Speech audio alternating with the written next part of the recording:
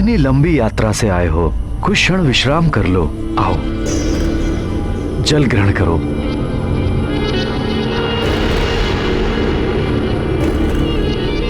क्या सोच रहे हो? जल ग्रहण करो हनुमान। ऋषिवर, जब आप दिव्य दृष्टि से सब देख ही रहे हैं तो आपको यह भी ज्ञात होगा कि रामकाज के मध्य में हनुमान ना तो विश्राम करता है और ना ही जल ग्रहण करता है गुरुदेव। हाँ, मुझे ज्ञात है हनुमान, परंतु इसे साधारण जल मत समझो। ये धन्वंतरी जी के कलश का जल है। ऐसा कहो कि एक प्रकार से ये उनका अमृत प्रसाद है, और प्रसाद ग्रहण नहीं करना प्रसाद का अपमान है। इसलिए जल ग्रहण करो वत्स। क्षमा करें मुनिवर, मैं इसके लिए धन्वंतरी जी से क्षमा प्रार्थना कर लूंगा, किंतु मैं इसकी एक बूंद भी ग्रहण नहीं कर सकता गुरुदेव, फिर चाहे ये अमृत ही क्यों ना हो। गुरुदेव, आप बस मेरी एक ही सहायता कर दीजिए। इन जड़ी बूटियों से मुझे मृत संजीवनी, विश्वकर्णी, सुवर्णकर्णी एवं संधानी आदि जड़ी बूटियां चाहिए। बस गुरुदेव, इनकी पहचान करा दीजिए मुझे। ये वानर इस प्रकार नहीं मानेगा। मुझे द्वितीय युक्ति का प्रयोग करना होगा। ऋषिवर, ऋषिवर, आप क्या सोच रहे हैं? कृपया मेरी सहायता कीजिए। मुझे प्रभु श्री राम के अनुज लक्ष्मण सहित एवं महाराज सुग्रीव सहित अनेक वानर सैनिकों के लिए इन जड़ी बूटियों के उपचार की आवश्यकता है। चिंता मत करो वत्स, ये तो धर्म का कार्य है। मैं तुम्हारी सहायता अवश्य करूंगा। हनुमान, ये जड़ी बूटियां दिव्य हैं। इन्हें ग्रहण करने वाले को तन और मन से पूर्णतया स्वच्छ और शुद्ध होना चाहिए, अन्यथा ये लुप्त हो जाएंगी।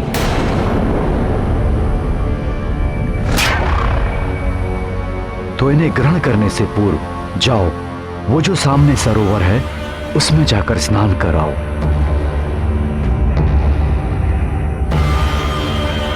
किंतु स्नान करते समय ये स्मरण रहे कि तुम्हारे नेत्र बंद रहें, और बंद नेत्रों से तुम इन जड़ी बूटियों का स्मरण करना। जब तुम सरोवर से बाहर आओगे और अपने नेत्र खोलोगे तो ये जड़ी बूटियां स्वतः ही तुम्हारे समक्ष प्रकट हो जाएंगी।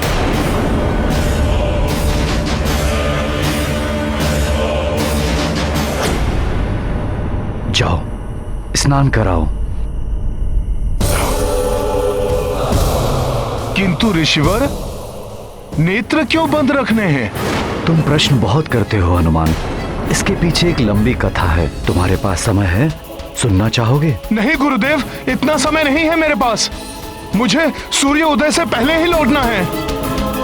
आपके निर्देश अनुसार मैं शीघ्र ही स्नान करके आता हूँ। प्रणाम ऋषिवर। प्रणाम। स्नान कराओ।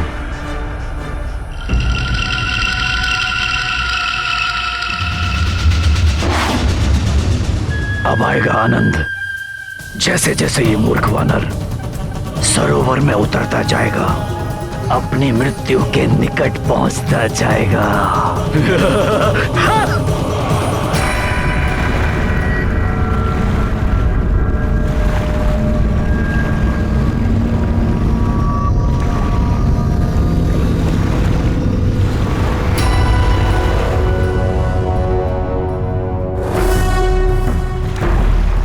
प्रणाम जल देवता।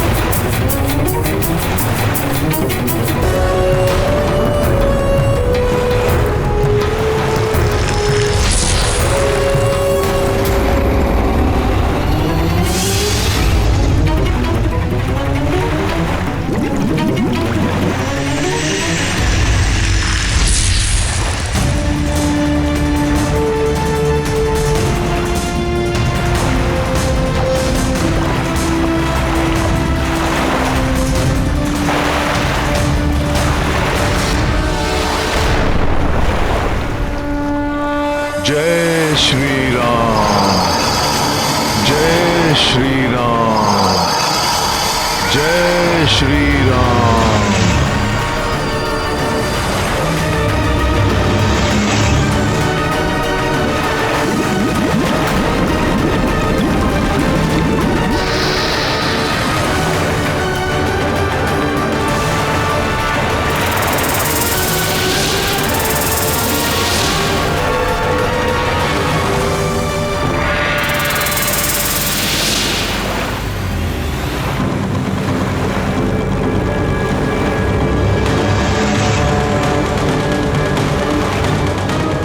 इस जल में हलचल हो रही है, किंतु मुझे जड़ी बूटियां चाहिए, इसलिए मैं नेत्र नहीं खोल सकता। किसी जलचर ने मेरा पांव पकड़ लिया है। कुछ भी हो जाए, किंतु नेत्र नहीं खोलूंगा मैं। हे जलचर, मैं राम काज हेतु शुद्धि स्नान करने आया हूं, अतः मेरे कार्य में बाधा मत बनिए आप। मैं आपको कोई क्षति नहीं पहुंचाना चाहता हूं।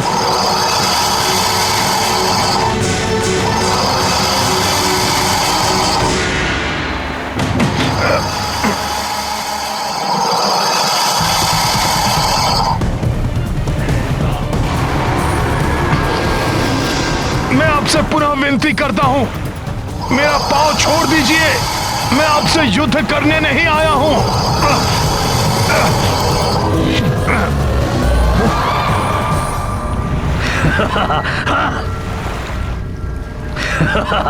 अब आएगा आनंद।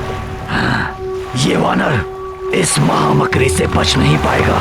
फिर भी अगर इस मकरी से बचकर इसकी शतविच्छत देह में प्राण बच भी गए तो मैं अवसर का लाभ उठाकर इसे ये कालकूट विष पिला दूंगा। बहुत हो गया नम्र निवेदन। हिंसक पशु नम्रता की नहीं, हिंसा की ही भाषा समझते हैं। जय श्री राम।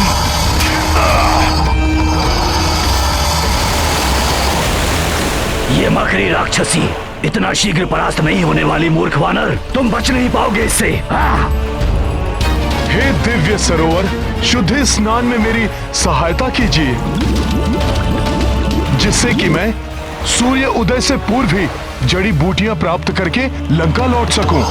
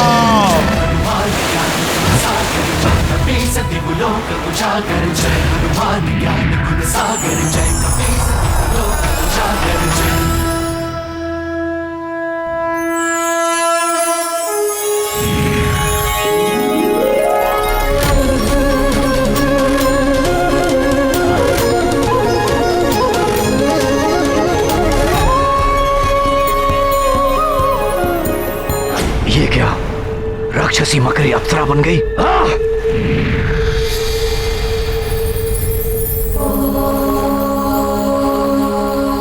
आप कौन हैं देवी? और ये सब क्या माया है? मैं अप्सरा धन्य मालिनी हूँ। प्रजापति दक्ष के श्राप के कारण मकरी बन गई थी। मेरा उद्धार श्री राम के सच्चे भक्त के हाथों ही होना था। मुझे श्राप मुक्त करने के लिए आपका धन्यवाद राम भक्त हनुमान। धन्यवाद का पात्र मैं नहीं, वो ऋषिवर हैं। उन्होंने ही मुझे सरोवर में भेजा, जिससे कि मैं ये शुद्धि स्नान के पश्चात दिव्य जड़ी बूटियां प्राप्त कर सकूं। क्षमा करें हनुमान जी, जड़ी बूटियां प्राप्त करने के लिए ऐसी कोई प्रक्रिया नहीं है और ना ही यहाँ किसी ऋषि का वास है। श्री राम का नाम लेकर आपको भटकाने वाला वो बहरूपिया ऋषि नहीं, लंकेश रावण के द्वारा भेजा गया मायावी राक्षस कालनेमी है, जो राम कार्य में सहायता नहीं बाधा उत्पन्न करने आया है। यदि मेरे पास समय का अभाव न होता तो उस राक्षस को उसकी करनी का अभी दंड देता मैं। किंतु देवी, मेरे लिए सर्वप्रथम समय रहते जड़ी बूटी प्राप्त करना अति आवश्यक है। देवी, क्या आप उन विशेष जड़ी बूटियों को पहचानने में मेरी सहायता कर सकती हैं?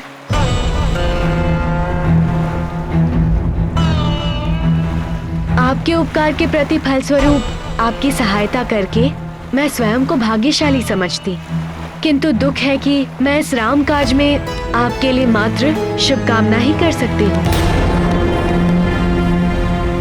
अन्य कुछ नहीं। मुझे क्षमा करें। प्रणाम।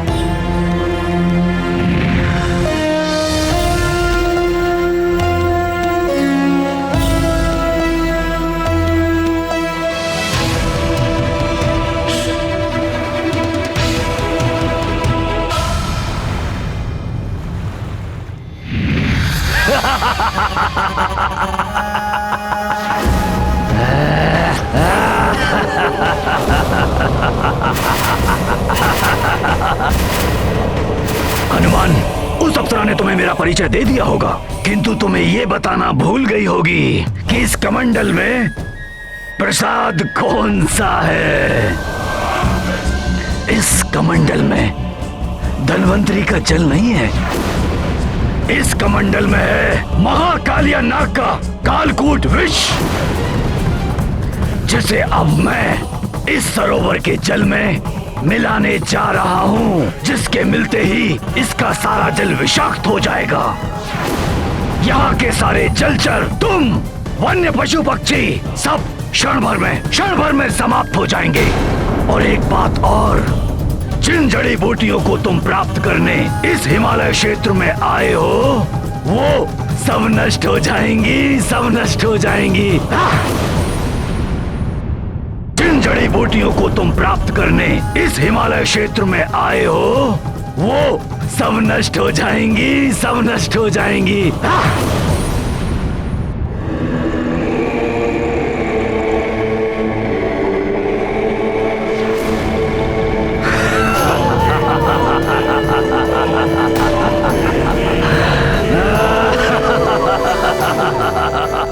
इस राक्षस से युद्ध करने के लिए समय शेष नहीं है।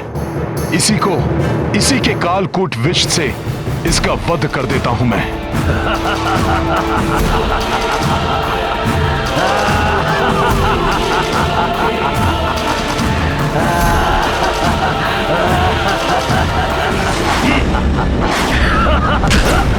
अब कुछ नहीं हो सकता हनुमान, जो करना था कालनेमी ने कर दिया। तुम्हारा प्रसाद तुम्हें ही ग्रहण कराता हूं अभी।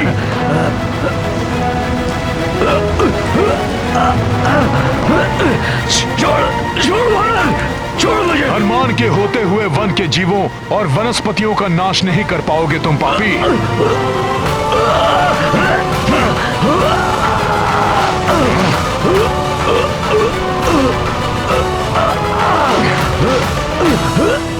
धन्वंतरी जी का प्रसाद है ना, तो फिर पान करो इसका।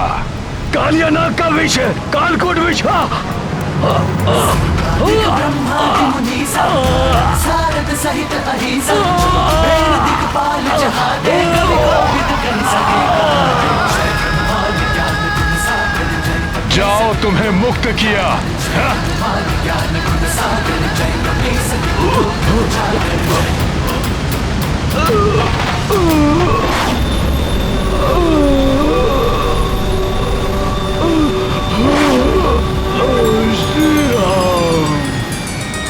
रामकाज में बाधक ये राक्षस तो समाप्त हो गया,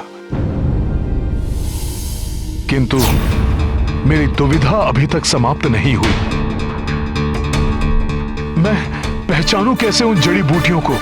समय भी व्यतीत होता जा रहा है, क्या करूं मैं?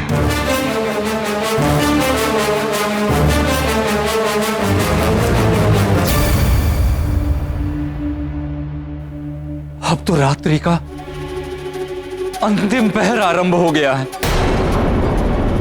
कदाचित हनुमान ने जड़ी बूटियां प्राप्त कर ली हों।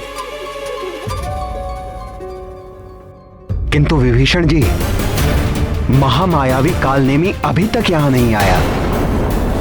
इसका अर्थ यह हुआ कि वो निश्चित रूप से हनुमान जी को रोकने गया होगा। हनुमान को कोई नहीं रोक सकता। असीम पराक्रम है हनुमान में। देखिएगा, लक्ष्मण भैया और पूरी सेना सहित सबको जीवित कर देंगे वो।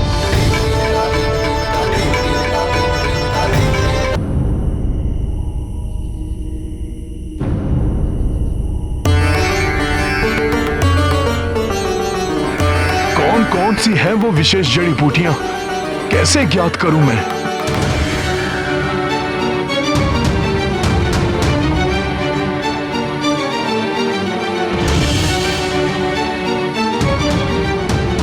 ये अधिकांश बूटियां तो एक समान ही प्रतीत हो रही हैं। यदि इनमें अंतर ढूंढ भी लूं तो कैसे ज्ञात होगा कि ये कौन सी जड़ी बूटी है?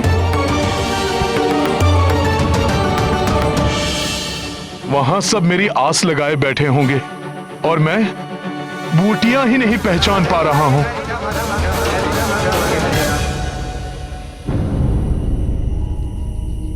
हे पर्वत श्रेष्ठ द्रोणागिरी, अब आप ही मेरी सहायता कीजिए, दर्शाइए मुझे मार्ग।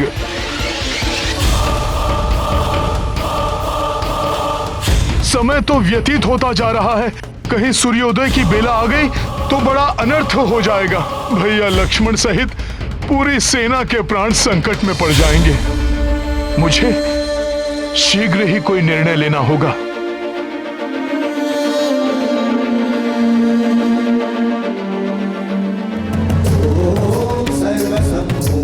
मुझे क्षमा करना पर्वत श्रेष्ठ द्रोणागिरी, आपके पास भी मेरी समस्या का कोई हल नहीं है और सूर्य उदय की बेला निकट आ रही है।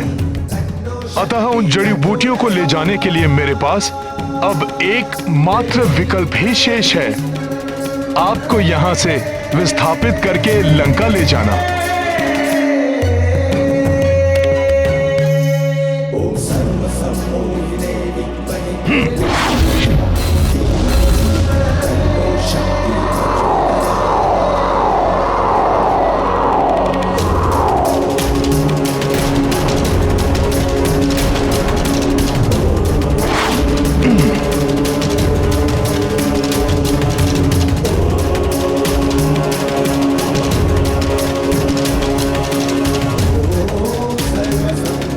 विशाल पर्वत द्रोणागिरी, अब आपका यहां से विस्थापित होने का समय आ गया है। इस पर्वत पर स्थित पशु पक्षियों रामकाज के लिए ऐसा करना आवश्यक है हमें। अतः आप सबको होने वाली असुविधा के लिए मुझे क्षमा करें।